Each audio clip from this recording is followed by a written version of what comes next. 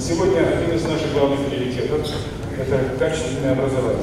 Сегодня у нас решен вопрос по обеспеченности детскими садами от 3 до 6, 100%, в том числе детей из многодетных и малообеспеченных семей.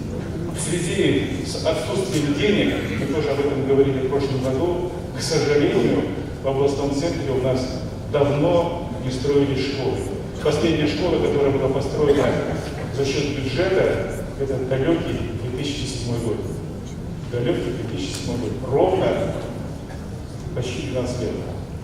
Поэтому это привело к трехсменному образованию, и мы договорились с центром о том, что надо строить школы в городе Петропавловске. 2 школы сейчас строим, 1 сентября будем сдавать. Еще одну школу начнем вот летом этого года, через год будем сдавать по улице Малиханова.